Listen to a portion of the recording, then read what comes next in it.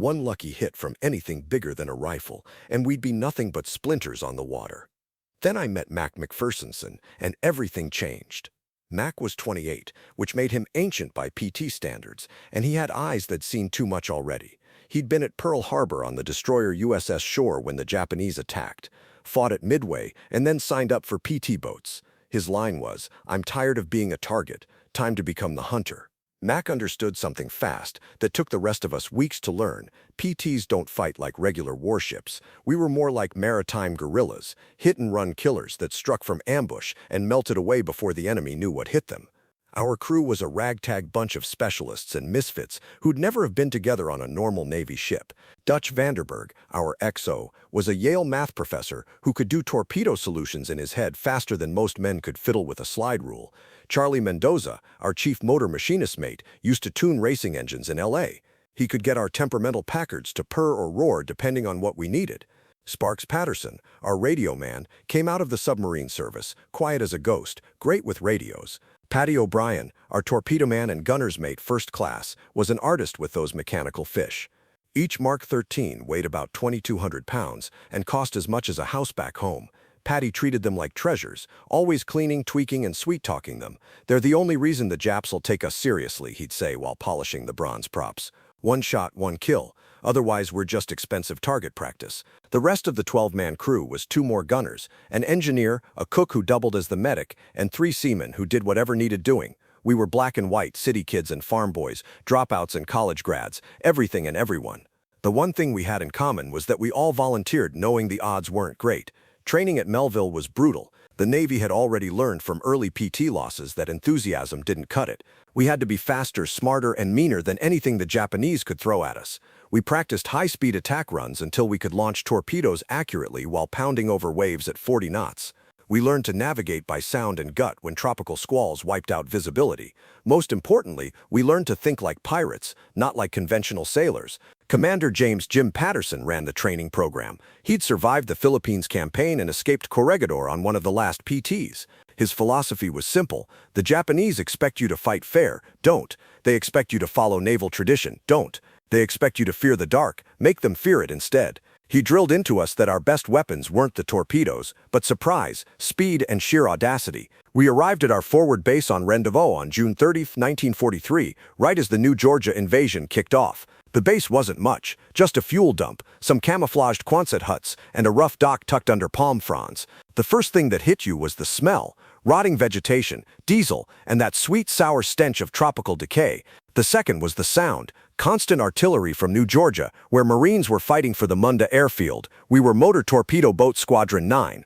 12 PTs tasked with cutting off Japanese reinforcements through the Central Solomons. Sounds simple on paper: patrol the waters between enemy bases and sink anything flying the rising sun. In reality, it was a maze: coral reefs, volcanic islets, and hidden enemy strongpoints everywhere. Their recon was good, seaplanes everywhere, coast watchers on every big island, and whole destroyer squadrons trained to hunt boats like ours. Our first patrol, July 5th, turned into a nightmare. 3 PTs, including ours, tried to cut off a convoy near Visu, but a float plane spotted us before we could even get into position. Next thing we knew, 4 destroyers were bearing down on us with searchlights stabbing the night and guns opening up. We scattered like rabbits, slaloming through a storm of shell splashes. PT-158 took a direct hit from a 5-inch shell and just blew apart, 12 men gone in an instant. We spent 4 hours dodging reefs and islands before we finally slipped away. No torpedoes fired, no enemy ships damaged, and we'd lost a boat and crew. Back at Rendova that night, huddled together, Mac called us in. Quiet as he was, he laid it out. "We learned something important today. We can't try to slug it out with destroyers. We aren't built for gun duels. We ambush, or we don't fight at all." It was a lesson paid for in blood, but it changed everything. Over the next 2 weeks, we retooled our tactics, trial and error until we found what worked. We learned to use island radar shadows to creep in unseen. Shutting down 2 engines and running on one cut our noise down huge. And we invented ways to coordinate attacks between boats with simple light signals the Japanese couldn't intercept. Our intelligence net was incredible. Australian coast watchers hiding in the hills of Japanese-held islands would radio enemy movements. Solomon Islanders risked execution to paddle out and give us positions. Sometimes we even got decrypted intel from Pearl Harbor with exact convoy times, but most nights we hunted by instinct and what we'd learned. In July 1943, PTs were still a secret. Navy communiques never named us, calling us only small craft or mosquito boats. The Japanese knew something was hitting their convoys, but their reports described submarines or mines. They couldn't believe wooden speedboats could take on steel ships. That misunderstanding was our edge. On the night of July 18th, a coast watcher reported a major reinforcement run through Blackett Strait, bound for VA on Kolombangara. This was the chance we'd been waiting for. Several transports with only light escort forced through narrow water where numbers wouldn't help them. Mac volunteered our boat to lead, alongside PT-168 under Hank Bramwell and PT-171 under Joey Antonelli. The briefing that evening was tense. Intelligence said 3 big transports escorted by 1 or 2 destroyers, carrying elements of the Japanese 13th Regiment, battle-hardened troops from China and the Philippines. These weren't rear-area laborers. These were frontline soldiers who would have made life hell for our Marines on New Georgia.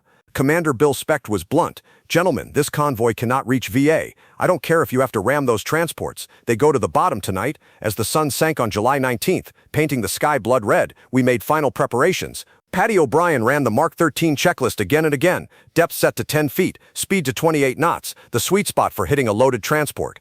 Charlie Mendoza had the engines purring, mufflers in place to cut noise. Dutch kept replotting the approach, working currents, wind, and moon position. I checked the 50s and the belts. We loaded only armor-piercing and incendiary rounds. Regular ball ammo would just bounce off steel. AP and incendiary rounds could punch bridge windows, start fires, and silence gun crews. Every 5th round was a tracer so the gunners could see where their fire went, deadly streaks in the night. At 20:30, we slipped our moorings and eased into the gathering dark. They moved out in a line, engines barely whispering. Once we cleared Rendova Harbor, Mac told us to test the guns. A quick burst from a dozen machine guns and 320mm cannons lit up the night. Then everything went quiet again, just the steady thump of our engines and the water sliding past the hull. The sea had a 2-foot chop, worse than we wanted. It made torpedoes harder to aim, but it also hid our wakes and masked the engine noise. When you're 80 feet of plywood taking on 400-foot steel ships, every little edge helps. By 2300, we were in our ambush spot off Vela La Vela's north coast. Mac cut the engines, and we drifted, listening to the water and the far rumble of artillery from New Georgia. At 2347, Sparks Patterson picked up the Coast Watcher. 3 large ships, 2 escorts, bearing 280, 18 knots, range 15 miles. Game on. Max fired up 2 engines at low throttle, and we eased to intercept. The math was simple but vital. They were doing 18 knots. We could make 35 without kicking up a telltale wake. If we hit them in the narrowest part of Blackett Strait, they'd have nowhere to turn. At 0:18 on July 20th, Dutch finally picked them out through his binoculars. Dark shapes under the stars, exactly where they should be. Formation was flawless. 2 destroyers up front, 3 transports behind, another destroyer bringing up the rear. No lights, but once you learned the pattern, you could read it. Mac's plan was bold as hell. PT-168 would come in from port, PT-171 from starboard, and we'd run straight down the middle after the lead transport. That meant threading the needle between destroyers, sheer insanity if it failed, but if it worked, we'd throw them into chaos and get clear shots at all 3 transports. "All ahead slow," Mac whispered. We inched forward at 5 knots and let them come to us. At 2,000 yards you could hear the heavy diesels, the thunk and thrum of thousands of tons moving through water. At 1,500 you could make out details, the pagoda bridge of the lead destroyer, cargo booms on the transports, even figures on deck. At 1,000 yards, Mac gave the signal. 3 clicks on the radio, and we went. Engines screamed from idle to full, the bow rose, and we tore forward at 40 knots. In an instant the night broke. 3 little boats charging straight into a convoy of giants. The Japanese were completely caught off guard. Their lookouts were trained to spot subs or destroyers, not lightning-fast speedboats ripping through their formation. We were inside them before they could react. slipping between the escorts at point-blank range. I let loose with the twin 50s, sweeping the bridge of the nearest destroyer, tracers punching through glass and sparking on steel. Fire 1, Fire 2. Patty launched our first two Mark 13s at about 600 yards, insanely close, where a miss was almost impossible. The torpedoes screamed out, leaving twin wakes of phosphorescent bubbles. One of our targets was a converted passenger liner carrying over 3,000 soldiers. The destroyer off our starboard finally swung a searchlight on us. That white beam hit like a hammer, blinding and brutal. Immediately their 25 mid-guns opened up, tracers like green fingers reaching for us. Shells were splashing so near the spray soaked everyone on deck. Then the torpedoes hit. The first struck just aft of the bridge with a monstrous blast that lit the night like lightning. The second struck midships, and the ship broke its back. That 8,000-ton transport lurched, split in two, and both halves began to sink. We watched through the glare of searchlights and the rattle of guns as hundreds of Japanese soldiers tumbled into the water. You could hear their screams even over our engines. PT-168 hit next. Both of their Mark 13 slammed into the second transport. That ship, packed with ammo and fuel for the VA garrison, went up like a volcano. The blast knocked me off my feet, and a wall of superheated air washed over our deck. Flaming wreckage rained down around us and started little fires on our wooden planks that we had to stomp out as fast as we could.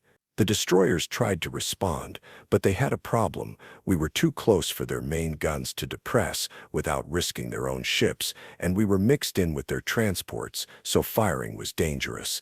So they tried to use their weight. They aimed to ram us. One destroyer came screaming in, knife bow pointed right at our beam. At the speeds we were closing, we had maybe 10 seconds. Mac yanked the wheel hard to starboard and shoved the throttles past their stops. The engines screamed, the boat pivoted like it was on a hinge, and we missed the destroyer's bow by less than 10 feet. As we slid past, I emptied a full belt into their bridge at point-blank range, sparks flying where rounds struck. PT-171 wasn't as lucky. Joey Antonelli had a perfect line on the third transport, but a destroyer caught them in its searchlight before they could fire.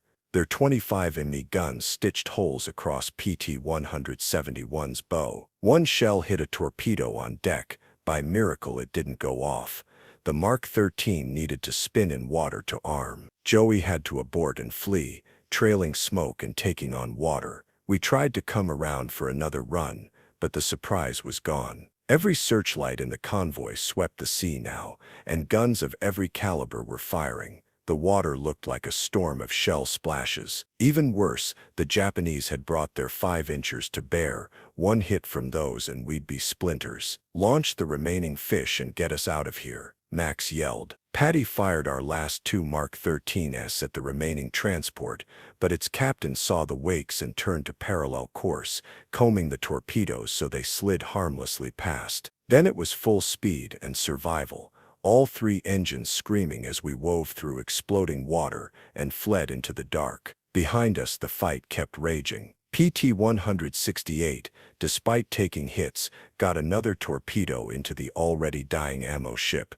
Its secondary explosions lit up the whole strait. Two of the three transports went down, nearly 6,000 Japanese troops with them. The third transport and the destroyers were battered but afloat and shaken. We regrouped about 5 miles south. All three boats were beaten but afloat. PT-171 was worst off, holes at the waterline and an engine out. We came alongside, transferred wounded, and the carpenter's mates stuffed mattresses and life jackets into holes to keep her afloat. PT-168 had lost its radio antenna and had shrapnel damage everywhere, but she could still fight. Our boat somehow escaped with only minor damage, a few shrapnel holes, a gun barrel burned out from overheating, scorch marks from near misses. We were alive, and we had done what we came to do. Two transports definitely sank. Thousands of enemy troops were gone, and Japanese reinforcement plans were thrown into chaos. The surviving transport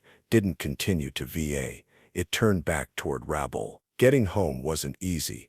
Japanese float planes were up at first light hunting for us. We hid in the shadows of small islands, camouflaged with palm fronds, engines off, barely daring to breathe while enemy aircraft droned overhead. What should have been a 3-hour trip took us 14 hours, but we all made it back to Rendova. The debrief was brutal. Intelligence wanted every detail. Japanese tactics, weapon effects, reaction times. Everything we reported went out to PT squadrons across the Pacific. The lessons we learned would save lives and sink ships for the rest of the war. But the immediate effect was psychological. Japanese intercepts started buzzing about new American secret weapons, fast torpedo boats appearing from nowhere. For the first time, the Imperial Navy was scared of the dark. They couldn't move freely at night anymore, not without wondering if death was hiding just beyond the edge of the darkness. Even their most heavily guarded convoys weren't safe. Every shadow might conceal a PT boat. Every distant rumble could be American engines drawing closer. Over the next few weeks, the Japanese completely changed how they moved supplies. Convoys became larger but less frequent.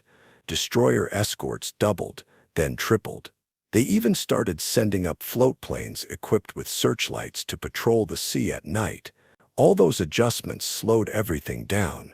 Fewer supplies, fewer reinforcements, fewer chances for their troops to hang on. It gave our guys on the ground a real edge.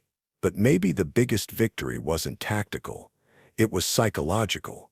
Japanese soldiers waiting on supplies that never came started losing hope. Their commanders, unable to guarantee deliveries, had to scrap entire operations. The myth of Japanese invincibility at night, something that once terrified Allied crews, was shattered by a handful of wooden boats crewed by American kids and reservists. Word spread fast across the Pacific. The spell was broken. Our success set things in motion. The PT boat program exploded almost overnight. New bases popped up across the Solomons and New Guinea. The next generation of boats rolled off the lines faster, with better engines, radar, and even a little armor around the cockpit. Tactics we had learned the hard way, trial and error under fire, became official doctrine taught in training schools from Rhode Island to California. But the cost was steep. It always was. 2 weeks after our big victory, PT-166 hit a mine on its way home from patrol. Everyone aboard was lost. PT-162 had her engines fail in broad daylight. Japanese destroyers found her and blew her to pieces. Only 3 men survived. Joey Antonelli, skipper of PT-171, the same guy who'd fought beside us that night, was killed by a sniper while refueling at a forward base. By October 1943, when I finally rotated back to the States for new construction training, our squadron had lost 7 boats and 73 men. But in exchange, we'd sunk or crippled more than 40 Japanese vessels, from destroyers down to barges, and wiped out thousands of enemy soldiers who never reached their battlefields. It was brutal math, but it mattered. We could rebuild boats. The Japanese couldn't replace ships and trained crews so easily. When I went back to the Pacific in March 1944 as exec on PT-321, this time in the Philippines, things had changed. The boats were tougher, radar, armor plating, better torpedoes. But the soul of the mission was the same: speed, surprise, and guts. We still lived and fought by the same rule: hit fast, hit hard, and vanish before they can find you. The Japanese never really figured us out. They tried everything: hunter-killer groups, radar-equipped destroyers, even suicide boats meant to ram us. But they couldn't cover every convoy, couldn't guard every stretch of ocean, couldn't ever make the night feel safe again. The weapon they discovered too late, those small wooden American torpedo boats, had changed the Pacific for good. Mac McPherson made it through the war, earned a Navy Cross and 2 Silver Stars. Stayed in the Navy, went on to command a destroyer squadron in Korea. We stayed in touch until he passed in '87. At his funeral, His son told me Mac used to say the PT boats were where he truly learned what courage meant, not the absence of fear, but action in spite of it. Dutch Vanderberg went back to Yale after the war. He never forgot his time navigating the Solomons, though. He ended up one of America's top oceanographers, still charting unknown waters, still reading the sea, only now with instruments instead of radar and searchlights. He once told me, half joking but dead serious underneath, that after threading between enemy warships at 40 knots in pitch darkness, everything else in life felt easy. Charlie Mendoza went back to Los Angeles after the war and started building racing engines. The tricks he'd learned keeping our PT boat engines alive in tropical heat turned him into a legend among hot rodders. His garage became famous, a little workshop with a hand-painted sign that read "Speed Shop, we made PT boats fly." He used to grin at his customers and say, "If I could make 4,500 horsepower push 50 tons at 45 knots, I can make anything go fast." Patty O'Brien stayed in the Navy. He became one of the service's top torpedo experts, the guy who literally wrote the manual on Mark 13 maintenance that was used into the 1970s. But he never stopped talking about that night off Vela La Vela. "Those were my fish that sank those transports," he'd say, pride in his voice. 2 shots, 2 hits, 6,000 Japanese who never got the chance to kill Americans.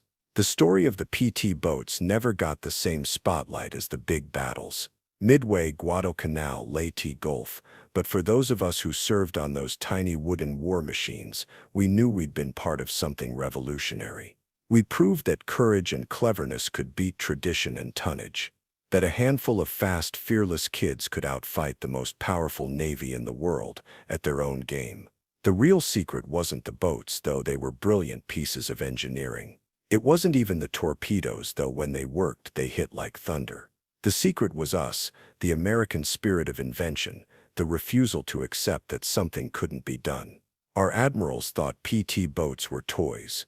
We proved that toys with teeth could change the course of a war.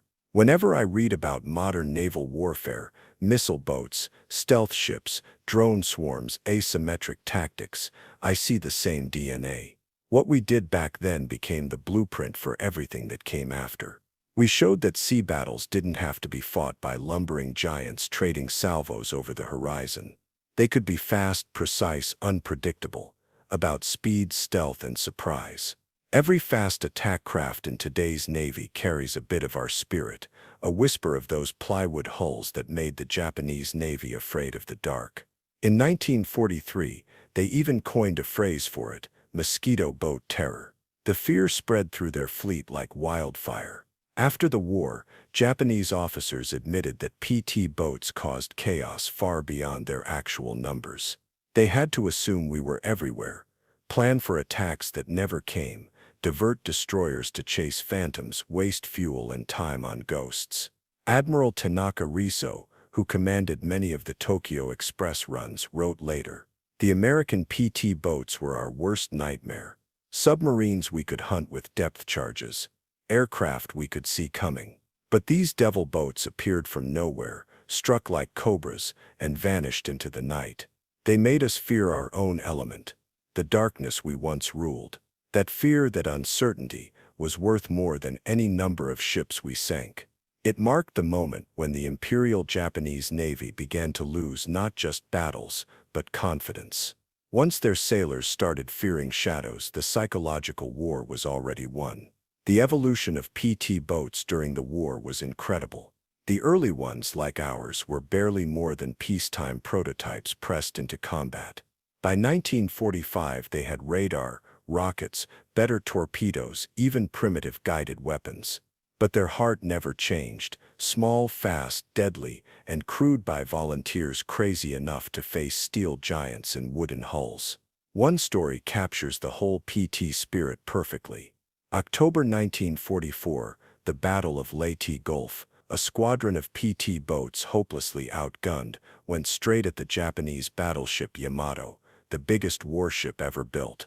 Their torpedoes couldn't even scratch her armor, but they attacked anyway, forcing Yamato to turn and buying precious time for American carriers to escape. They didn't sink the giant, but their courage saved lives. That's what PT boats were all about. The bases we operated from became legends of their own. Renova, Tulagi, Mios, Wundi, beautiful names that meant mosquitoes, mud, and malaria. These weren't the tidy naval bases with fresh sheets and officer clubs. They were swamps, infested with rats, where we lived on spam, cigarettes, poker, and rumors. But the morale, still sky high, because we knew we were making a difference. And we never would have done it without the islanders. The people of the Solomons risked everything for us, guiding our boats through reefs, rescuing downed pilots, bringing news of Japanese troop movements. Some paid with their lives when caught helping us. They were heroes too, though history doesn't always remember their names. Their courage and sacrifice kept us alive out there. Without those islanders, we'd have been blind in that maze of reefs and channels. And then there were the coast watchers, lonely men hiding on Japanese-held islands with a radio and a pair of binoculars. They were our guardian angels. One quick call from them, 40 bombers inbound or destroyer squadron moving south fast. And we'd know to get ready. More than once their warnings saved a base from being walked into or helped us set up the perfect ambush. We never met most of those coast watchers face to face, but we owed a lot of our lives to them. One tech breakthrough that changed the game for PTs was radar. The first sets were laughably crude, often couldn't tell an island from a ship, but by late 1944 they'd gotten good enough that we could track targets in total darkness and even through fog. That flipped the advantage on its head. The Japanese, who'd long relied on better night vision and training, suddenly couldn't see us first. We could see them before they saw us. The ultimate edge for night fighting. We were always tinkering with tactics. We even used aluminum foil strips to fool enemy radar. We developed wolfpack tactics too, multiple boats attacking from different directions to overwhelm escorts. We learned to use shore batteries as distractions, getting the enemy to light up and reveal their positions while we slipped in for the real strike. Some of the most dangerous jobs weren't glamorous at all. Inserting coast watchers behind enemy lines, evacuating Marines from surrounded beaches, or running ammo into isolated outposts under fire. Those missions didn't make headlines, but they saved lives. We became the Navy's Swiss Army knife. Whatever was too risky or too weird for regular ships, they sent the PTs.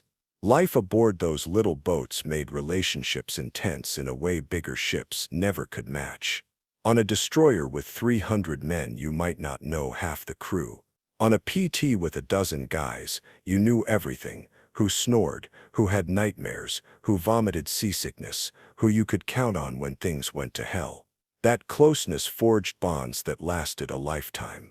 Decades later, our reunions felt like family gatherings, because that's what we were, a family made by combat. The food deserves a mention too, mostly K rations, spam, powdered eggs, and whatever we could trade for. Fresh water was gold, reserved for drinking. We washed in salt water. The salt left crystals that chafed and burned.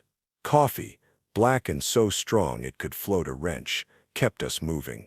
Some crews got inventive, fishing with hand grenades, swapping torpedo alcohol for fresh food. Maintenance was never optional. Salt water eats everything. Tropical heat rots wood, and the stress of high-speed runs pushed parts to their limits. We spent more time fixing the boats than fighting in them. Every man had to be part mechanic, part carpenter, and part electrician. If your engine died in enemy waters, you were a dead man, so maintenance became almost a religion. Weather was another constant enemy. Squalls would blow up out of nowhere, turning calm seas into walls of water. Lightning could fry radios in a heartbeat.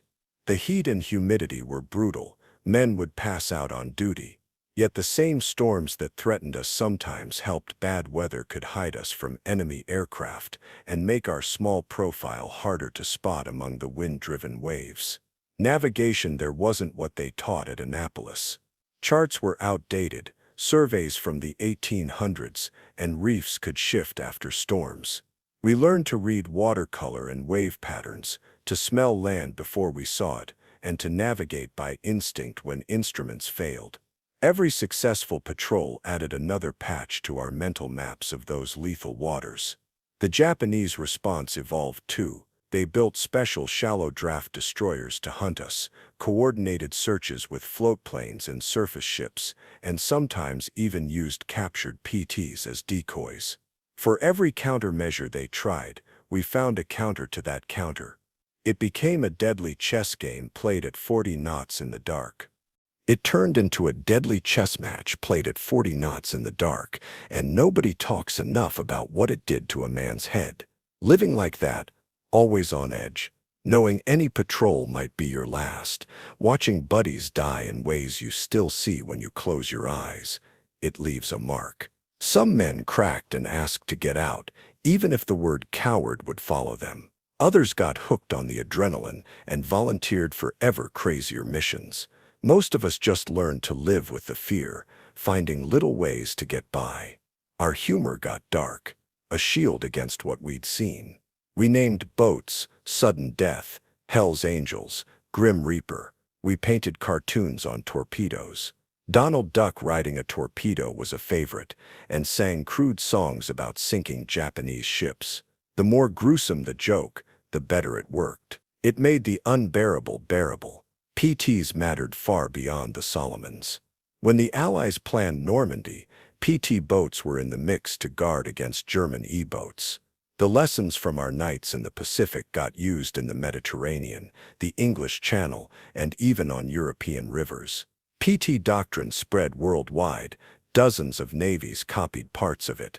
Looking back now, I'm still amazed we came through. We were mostly kids with dangerous toys in a war that killed millions. We made mistakes that should have killed us and took chances that make me shudder now. But we did something huge. We took an unproven idea and turned it into a weapon that mattered. We proved that innovation and guts could beat tradition and tonnage. That legacy lives on. Every fast attack boat, every special ops cutter that strikes fast and disappears carries a bit of those plywood PTs. The sailors who crew them probably don't know about nights off Vela La Vela, but they're carrying the same spirit, speed, surprise, audacity. When people ask if I'm proud, I tell them about July 20th, 1943, 3 wooden boats attacking a big convoy and sending thousands of enemy troops to the bottom. We came out of the dark and were gone before they could really answer. We were a secret weapon that helped change the Pacific War. What stunned the Japanese wasn't just the boats, it was what they represented. American willingness to try something different, to take risks, to break the rules. They'd studied our Navy for years, carriers, battleships, doctrines, but they didn't expect plywood speedboats with torpedoes. That failure of imagination cost them dearly. In the end, the PT story is an American story. We borrowed a British idea, shoved aircraft engines into boats, equipped them with destroyer torpedoes, and staffed them with civilians who'd never seen the ocean before Pearl Harbor. It shouldn't have worked, but it did, because we made it work. The last operational PT was retired in 1959, replaced by newer craft. Still, for those of us who served, PTs will always be the boats that helped win the Pacific. We proved size doesn't guarantee victory. Courage and cunning matter more than armor. Sitting now among faded photos and yellowed clippings, I can still hear those Packard engines screaming at night. I can still feel the spray on my face and smell the cordite and diesel. Most of all, I feel the pride of having been part of something that changed naval warfare. We were boys who became men on those wooden decks, fighting a war we hadn't started but were determined to finish. We attacked from darkness because that's where we were strongest, where our speed and surprise turned the tables. The Japanese learned to fear the night they'd once owned. They learned that American ingenuity could turn a weakness into an advantage. That's the real legacy of PT boats, not just the ship sunk, but proof that free people, fighting for freedom, can beat tyranny. We were small, fast, lethal. A secret weapon, secret just long enough to matter. The Mosquito fleet brought down an empire, one torpedo at a time. By the time the Japanese grasped what we'd become, it was too late. The shadows they once ruled became ours, and from those shadows we struck until the rising sun finally set on their Pacific empire.